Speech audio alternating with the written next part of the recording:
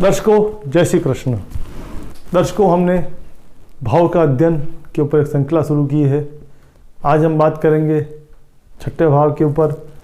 छठा भाव लग्न से गिनने पर पहला, दूसरा, तीसरा, चौथा, पांचवा और ये छठा भाव रोग का, कर्जे का, शत्रुता का भाव, ये होता है छठा भाव। दोस्तों, छठे भाव का अन्य भाव से क्या संबंध रहता है और क्या प्रतिफल मिलता है, इस पर आज हम चर्चा करेंगे। तो हमारे साथ वीडियो में इसी तरह बने रहिएगा और वीडियो पसंद आने पर लाइक ज़रूर कीजिएगा, सब्सक्राइब कीजिएगा। और दोस्तों, अगर आप हमसे कुंडली पर विश्लेषण कराना चाहते हैं तो दिए हुए नंबरों पर संपर्क करके आप अपनी कुंडली का विश्लेषण हमसे करवा सकते हैं। दर्शकों, छठा भाव नेष्टकारी भाव, 6, 8 और 12 ये तीनों नेष्टकारी भाव बताए गए हैं। छठा भाव रोग का होता है, कर्जे का होता है, शत्रुता का होता है और ये जिस किसी भाव से इसका संबंध हो जाता है तो उस भाव पर अपने ये दोष थोप देता है। यही अगर षष्ठेश लग्न में चला जाता है तो लग्न को दूषित कर देता है। आदमी हमेशा कर्जे में डूबा रहना पसंद करता है। वो अपना जीवन कर्जों के साथ ही जीवन जीना पसंद करता है। वो बार बार बीमार पड़ता है क्योंकि वो कई लोगों ऐसे मैंने देखा गया है कि उनको अगर छींक भी आती है तो हॉस्पिटल पहुंच जाते हैं। हल्का सा कुछ हुआ, हॉस्पिटल पहुंच गए। बार बार उसे रोग इतना पसंद आता है कि वो बार बार दवाइयाँ लेना पसंद करता है। मुझे इसकी दवाई दे दो, इसकी दवाई दे दो, वो यही करता रहता है। उसकी मानसिकता हमेशा रोगों के प्रति आकर्षित रहती है। वो रोगों को खींचना चाहता है। वो उसकी सोच ही ऐसी बनी रहती है कि मैं बीमार हूँ बस, क्योंकि छठे भाव का लग्न में चले जाना इसकी सोच इसी तरह से बना देती है। वो अपने आप का शत्रु हो जाता है। षष्ठेश लग्न में चला गया, खुद का शत्रु बन गया। वो बार बार अपना ही नुकसान करता है। ये होता है लग्नेश का, षष्ठेश का लग्न में चले जाना। फिर अगर वो दूसरे भाव में चला गया, षष्ठेश का संबंध दूसरे भाव से हो गया, तो व्यक्ति का जो कमाया हुआ वो बीमारी में बार बार चला जाता है। वो सारा कमाया हुआ नील बेटा नील, सारा अर्जन उसका बीमारी में चला जाता है। या फिर कोर्ट कचहरी में, क्योंकि ये भाव कोर्ट कचहरी का भी भाव माना गया है। छठा भाव कोर्ट कचहरी का भाव भी है। एक एक भाव कई रहस्यों को लेकर, कई विषयों को लेकर छुपा हुआ है। कोर्ट कचहरी के मामले में कई बार फंसे रहते हैं ऐसे लोग। उसका सारा कमाया हुआ कोर्ट कचहरी में चला जाता है, शत्रुता में चला जाता है, पुलिस के पास चला जाता है, वकीलों के पास चला जाता है। सारा कमाया हुआ धन वो ऐसे ही व्यर्थ कर देता है। या फिर अगर किसी से कर्जा ले लिया है, ऋण ले लिया है, तो वो उसे चुका नहीं पाता है। उस कर्जे में वो हमेशा डूबा रहता है। उस कर्जे को चुकाने के लिए दूसरा कर्जा ले लेगा। सारा धन उसे इन कर्जों को चुकाने में निकल जाता है। ये होता है षष्ठेश का धन भाव में चले जाना।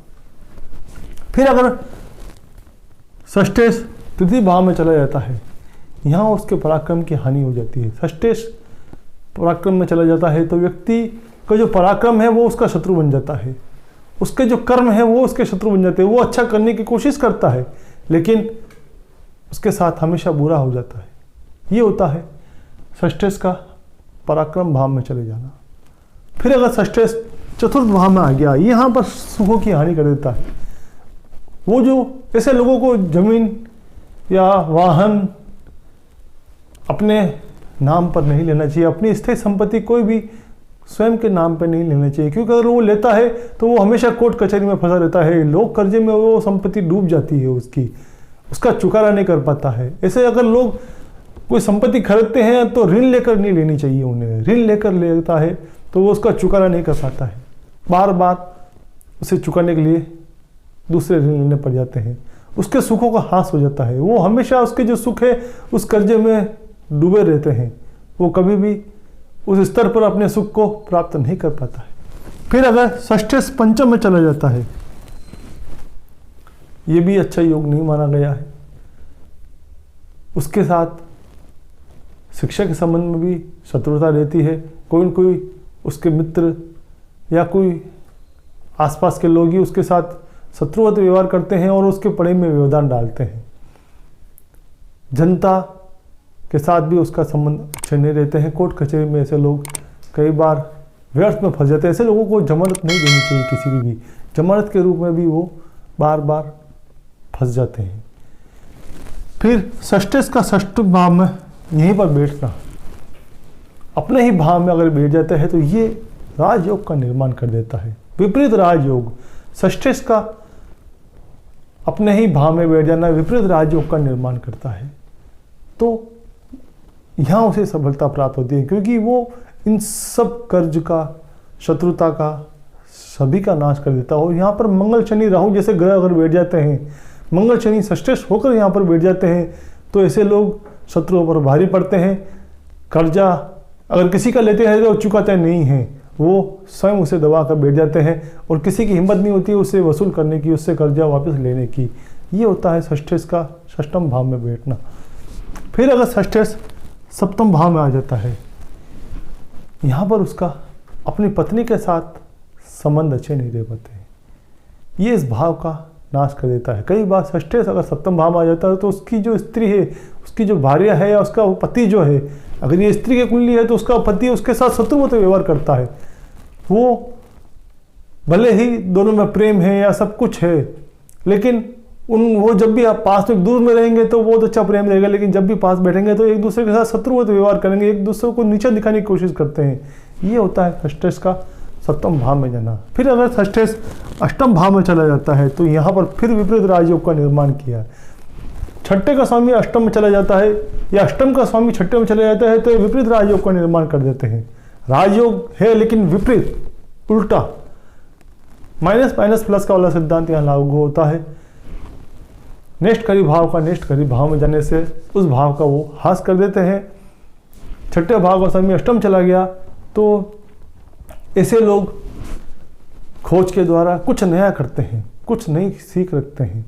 क्या शत्रु को खड्डे में डाल दिया, शत्रु को उसने पराजित कर लिया, शत्रु का नाश कर लिया, उसने रोग कर्जे का नाश कर लिया अष्टम भाव में जाने से। तो ऐसे लोगों को सफलता प्राप्त होती है, कुछ नया कर गुजरते हैं और समाज में अपनी एक अलग प्रतिष्ठा लेके चलते हैं।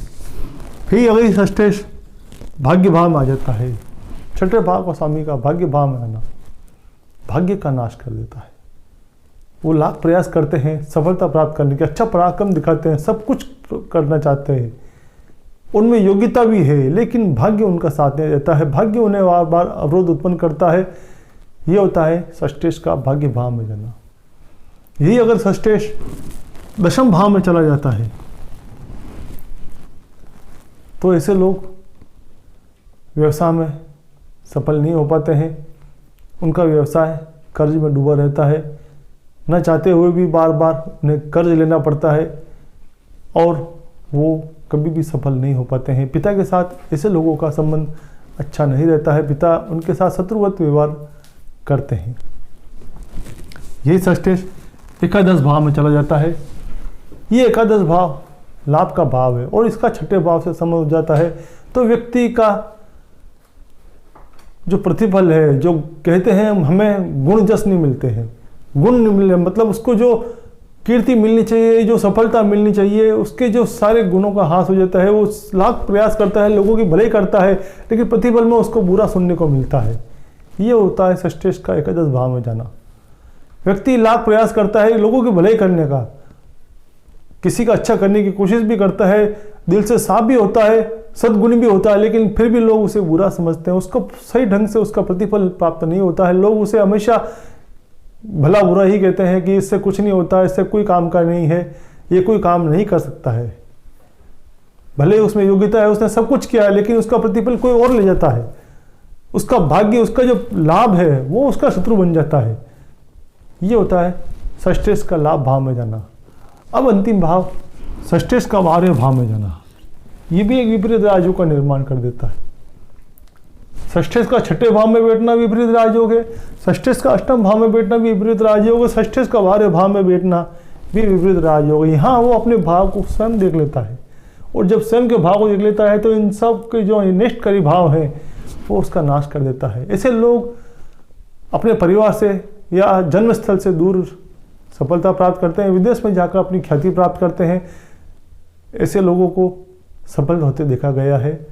वो अपना जो रोजगार है वो जन्म स्थान से दूर करते हैं और सफलता प्राप्त करते हैं। ऐसे लोगों को कई बार सफल होते देखा गया, यश कीर्ति उनकी विदेशों तक फैलती है, ये अनुभव है। तो दोस्तों षष्ठेश का 12वें भाव में जाना भी एक राजयोग का निर्माण करता है, विपरीत राजयोग बनता है, शुभ माना गया है। तो आज हमने याद बात की छठे भाव के ऊपर। रोज कर्जा, मुकदमा, कोर्ट कचहरी, ये जो नेक्स्ट करीब भाव बताए गए हैं, जो तकलीफ देते हैं, लोगों को परेशान कर देते हैं, स्ट्रगल देते हैं, ये भाव है छठा भाव। इसका अन्य भाव से जो संबंध होता है इस पर आज हमने चर्चा की। तो इसी तरह हम आपके सम्मुख पुनः एक नए वीडियो में प्रस्तुत होंगे। और आपको वीडियो पसंद आए तो लाइक जरूर कीजिएगा दोस्तों, सब्सक्राइब कीजिएगा। जय श्री कृष्ण।